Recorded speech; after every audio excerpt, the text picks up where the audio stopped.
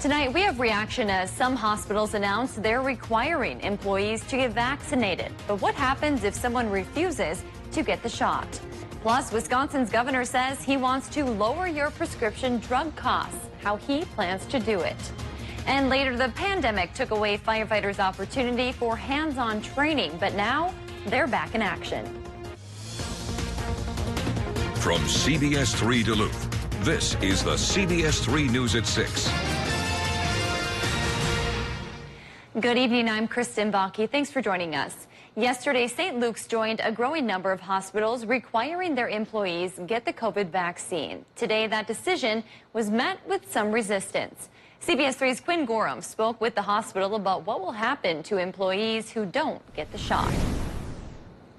St. Luke's Hospital has already seen a lot of pushback for their decision to mandate vaccines for employees. Marla Halverson, director of HR for St. Luke's, says they don't think they'll see a large chunk of their staff leave. We're very hopeful that that's not going to happen. Currently, about 22% of St. Luke's staff is unvaccinated. Halverson says their plan is to handle each employee individually. Our first plan is to ensure that there aren't medical or religious exemptions that an employee is considering, and so we'll work through that individually with people as we have with the influenza vaccine. Some workers simply don't want to get the shot. An ER nurse for a clinic south of Duluth who asked to remain anonymous says she hasn't gotten the vaccine. She's worried it could trigger more staffing shortages. We're short, so it's really scary if this ramps up again. People are going to get sick and there's going to be no staff, and now you want to mandate vaccines and nurses are going to leave. Halverson says St. Luke's is hoping to avoid any major changes. I don't expect that there's going to be a significant change in our staffing levels as a result of this, just because we'll be able to limit the number of quarantines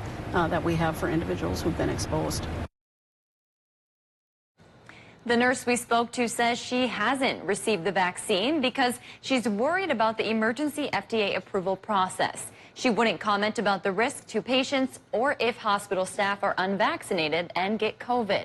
It's important to note the CDC and the FDA both say the COVID vaccines are safe and effective.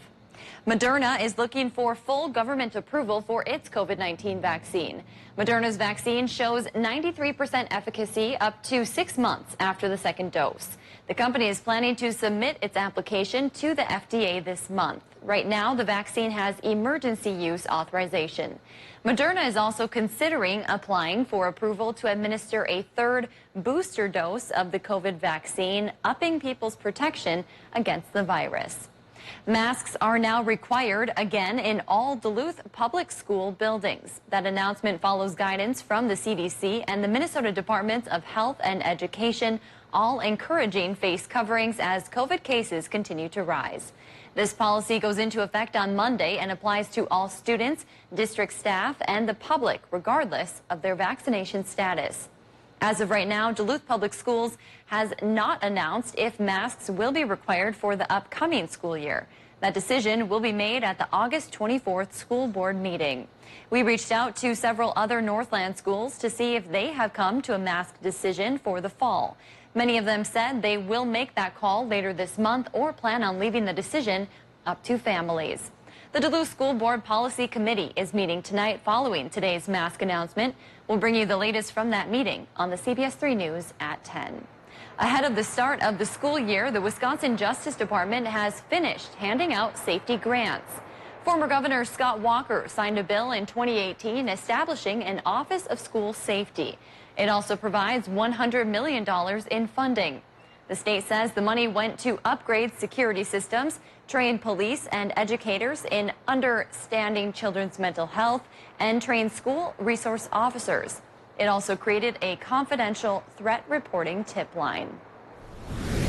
The updated drought monitor shows large portions of the Northland are now in extreme drought conditions. St. Louis, Lake, Cook, and Aiken counties are all seeing those extreme dry conditions. That's the bright red color on this map.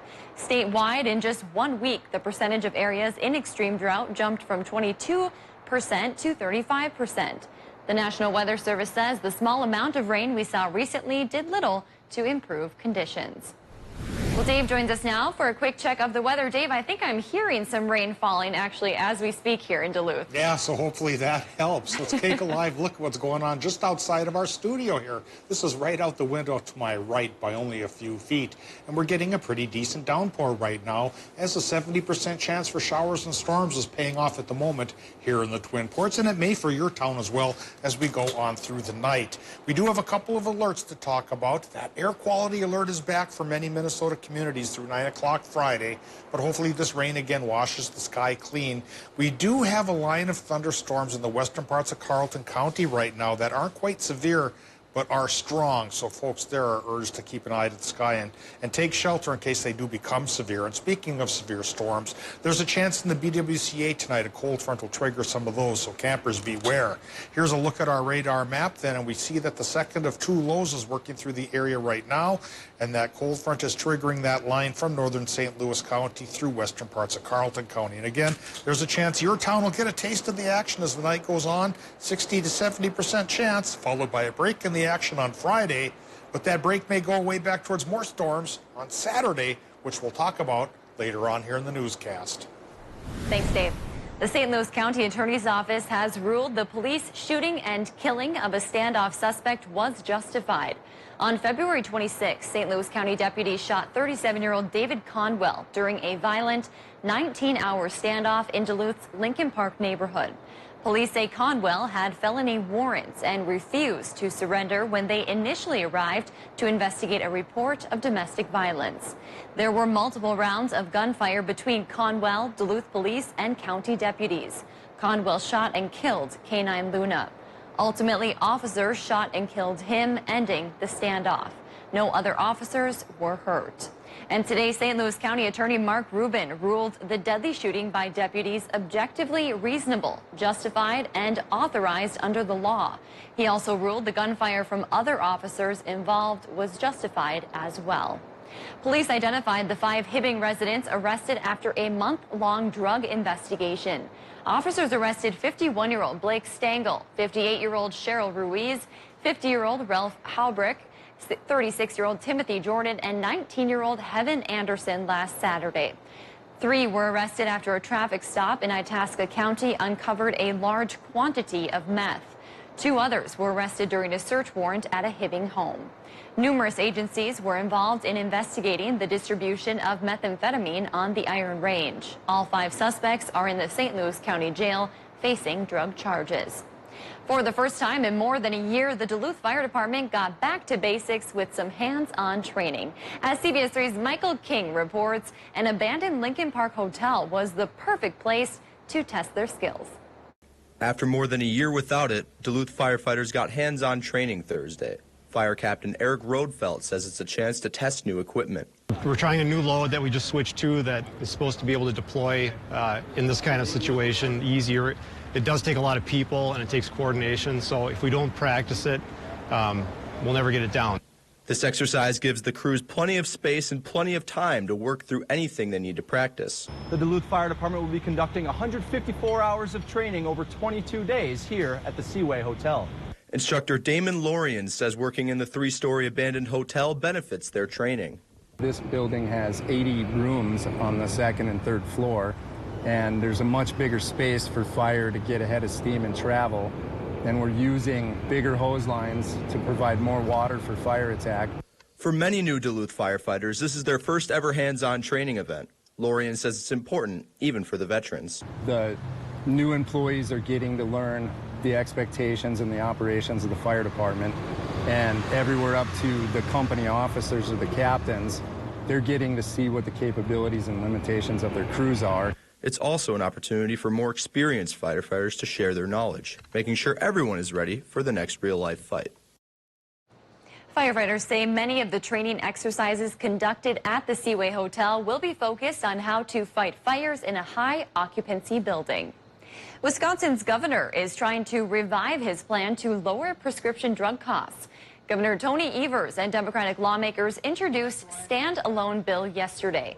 It would create a review board to set target prices for prescription drugs. It also aims to increase funding for free clinics, cap copays on insulin at $50, and create an office to regulate the pharmaceutical supply chain. Evers says the goal is to lower costs for consumers.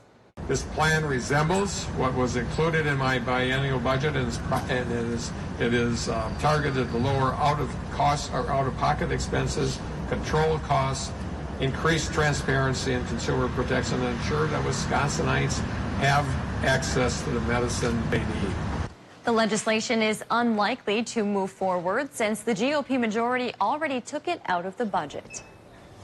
Still to come on Live Local CBS 3, Christmas is many months away, and some say it's too early to even think about the holidays. But for Northland farmers, the holidays weigh heavy on their minds. Today's high temperature went to 79 degrees at Duluth International, which is 1 degree warmer than normal. Next couple of days may be a little bit cooler than normal. Will temperatures in the 80s, though, come back again as August starts to take full bloom? I think they will, frankly, and I'll show you the 7-day temperature trends along with tonight's rain chances after the break.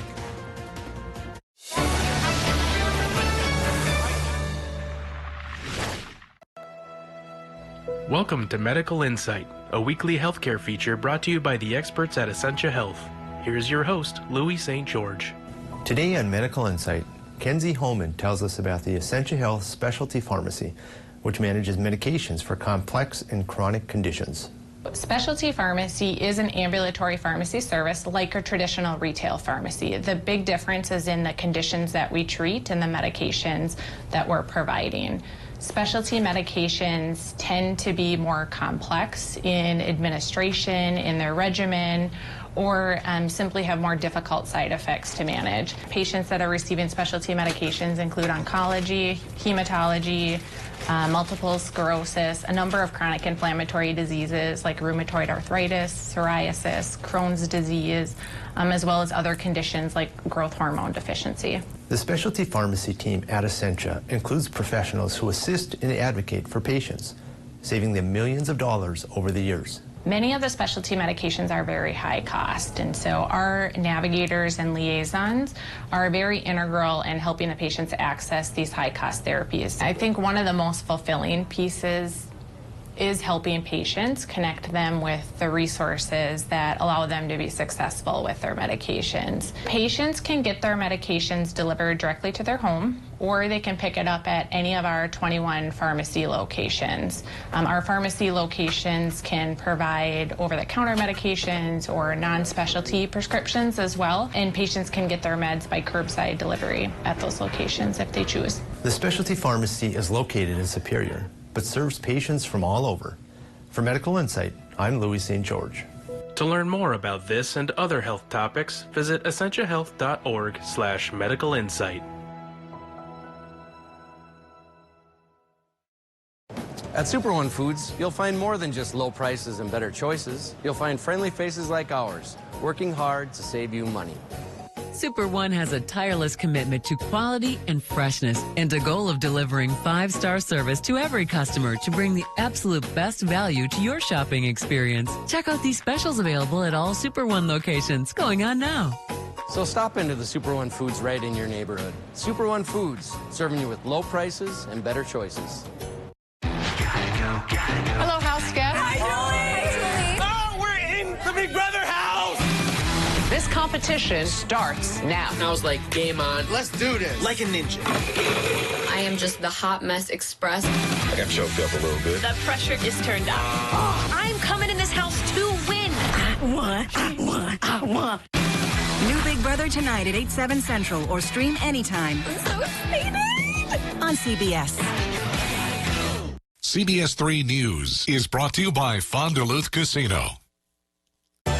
Gail King, Anthony Mason, and Tony DeCopel. Weekday mornings on CBS. Now, the CBS3 Duluth WeatherMax forecast with meteorologist Dave Anderson. Rain's been so hard to come by this summer. When we get it, we have to show you live pictures of it. Let's swing outside now to take a look at the rain that just came down here in the Twin Ports. As soon as it came, it's already gone. But boy, whatever little bit we can get, we can sure put to use. And so there's a 70% chance that your town will get some of this action as the night goes on. And if it doesn't pay off tonight, we take a break on Friday. and then another round comes for Saturday, Sunday. Well, here's a quick look at rain totals that have come down now since midnight, and this morning's round of rain brought most of its precip to northern Minnesota, where Hibbing got around 1/3 of an inch, and same deal for the Twin Ports and up towards Two Harbors. But we'll see if this gets added to as the night goes on. Hopefully some of these showers now have exited Duluth, headed to Superior, and are going to work through Wisconsin and the UP as well. We'll talk more about the odds of that payoff after this look at the current conditions. 76 degrees at the airport, 74% for the relative humidity, south-southwest winds going 9 miles per hour, and 29.8 is our barometric pressure, now slipping towards the low side as 3 lows are set to work through the area here over the weekend. Current temps, upper 60s for the Upper Peninsula, 70 to 77 in northwestern Wisconsin, and Minnesota numbers are going from 66 to even 78, even 81 degrees around the area. Cooler where the clouds are with the storms coming through, and warmer where the sun is peeking out once again. Now we take a look at the Doppler map, and first of 3 lows went through the area this morning, and it brought that rain that affected mostly northern Minnesota. Now the second low is centered to the north of our area, and its cold front is working along the Canadian border and triggering a line of storms from the Boundary Waters down through Carleton County and now hopefully into Wisconsin and the UP as well. Shouldn't be severe for most towns tonight, but there is a slight chance strong thunderstorms will affect the Boundary Waters, so campers may have a rough night of it here as the second of the 3 lows continues to track along that Canadian border. And as I mentioned, for tomorrow, we're in between low pressure systems, so it should be partly sunny and calm, but the next round of rain comes in on Saturday, sticks around through Sunday, and Sunday may bring a decent batch of rain. Some of the models indicate 1/4 to 1/2 inch. Today we're getting around 1/10 to 1/4 of an inch. So more rain on tap. Hopefully we put down some of those fire dangers that keep trying to bubble up. Tonight, Minnesota temperatures, they're going to run, I think, from 57 to 64 degrees. For the most part, though, 55 is possible too. 70% storm chance on that side of life. It's a 60% chance for Wisconsin and the UP, with low temps there in the low 60s. For tomorrow, partly sunny sky, Wisconsin, Michigan, highs 77 to 80, the normals around 78. Minnesota high temps will run a similar range inland, lower 70s by the lake with partial sunshine. Partial sunshine becomes a mostly cloudy sky for Saturday, Sunday as that third low comes to call. 40 to 60% chance for showers and thunderstorms. And again, there's some signs that Sunday could be a soaker. Then we just get some showers on Monday. And Monday will be one of the warmest days of the week. If we drop into the 70s for the weekend, Kristen, we'll spike back up to 85 by Monday and then mellow out just a little bit by Tuesday and Wednesday with high temps close to 80. Thanks, Dave. You may not be thinking about the holiday season just yet, but there are a lot of frustrated Northland farmers who are. Those who grow Christmas trees are being hammered by this drought. CBS3's Abigail Smith spent the day at a tree farm to see how. Some might think it's too early to worry about Christmas, but Christmas tree farmers are already thinking about their new seedlings they've planted for Christmases 5 to 10 years from now. Many have died or are in danger of dying early due to the dry conditions. The balsam is our main tree, and they're like a 7-year rotation. So by losing this year's and last year's, that is going to leave us that window or that hole in harvest 5 or 6 years from now. That's my concern going forward. Farmer Doug's plants more than 11 different types of trees. The drought has killed more than half of them. We have been having to cut down more compared to previous years. Doug says that out of their 2 farms, their second one down the road has a higher mortality rate. In the first farm, they have heavy soil that's better at keeping rain than their other farm full of sand, causing more trees to die. The 1-year-old or just this year's planting, they really haven't established roots to find enough water to keep them going. So we've had a lot of mortality, way higher than normal. Doug says the high number of tree deaths also has to do with the Northland's frost on Memorial Day this year, freezing their growth. Still, they remain optimistic, wishing for more rain every day. To stay updated on the business, you can find a link to the farm on our website. Well, Christmas came early for us because Kelly is back after a much-deserved vacation. Much-deserved Boundary Waters. That's where Amazing. I was up. I survived. Didn't get eaten by a bear. A lot to be thankful You look for today. very relaxed and rejuvenated. I am. Yeah. Who knew camping could be so relaxing? Now we know. I didn't, yeah. Well, speaking of exciting news, the UMD defenseman will represent Team Canada in just a few short weeks. Plus, all the latest surrounding Kirk Cousins, the Vikings' vaccination rate, and more. Stay tuned. Order your 2022 Polaris snowmobile now from Duluth Lawn and Sports.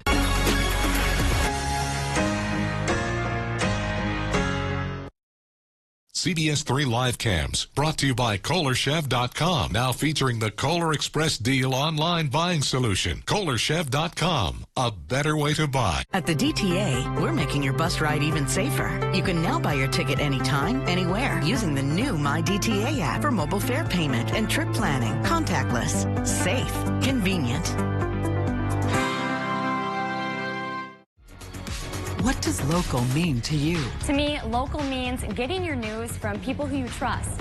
I'm Kristen Bakke, Chisholm native, UWS grad, and Twin Ports proud. Local news for local people on Live Local CBS 3. Hello, house guest. Hi, Julie. Oh, we're in the Big Brother house.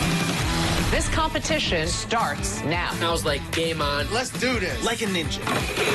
I am just the hot mess express. I got choked up a little bit. The pressure is turned up. I'm coming in this house to win. I won. New Big Brother tonight at 8/7 Central or stream anytime. I'm so excited. On CBS. Is being challenged by DFL. The race is on. Learn how Berkey 2021 is safe to be ice fishing on Lake Superior? New funding is bringing more mental health resources. Dave Anderson. How a popular new recreational area is allowing. Hear how one vaccination clinic in West Duluth is focusing into the COVID-19 pandemic, and food insecurity is still new year, new ownership. To stay up to date with the news and weather that impacts you and your community, join us weekdays for CBS3 Live at 5. Heart attacks and strokes happen, even in the midst of COVID-19, and at least one will occur while you're watching this. Heart attacks and strokes are medical emergencies. If you experience symptoms of a heart attack or stroke, do not delay seeking care. Call 911 immediately. Hospitals are prepared and can safely treat you. Visit cdc.gov/coronavirus to learn more. My part-time service in the Army National Guard makes it possible for me to be more for the community I call home. I'm a better neighbor because my service has taught me to understand how important it is to be a team player. My training helps me at work when I lead by example. My service in the Army National Guard allows me to keep my community and those I care about safe from threats. Learn more about how you too can live and serve part-time close to home by visiting NationalGuard.com. Epilepsy can affect anyone with a brain. It does not discriminate. If you have a brain, You can get epilepsy. But here's something that's just as important to know. anyone with a brain can affect epilepsy. So let's use our brains to do just that. Let's change the way people think about epilepsy. To find cures. Because if all of us can get epilepsy, All of us can end epilepsy. We just need to use our brains. Let's use our brains. Let's use our brains. Let's use our brains to end epilepsy.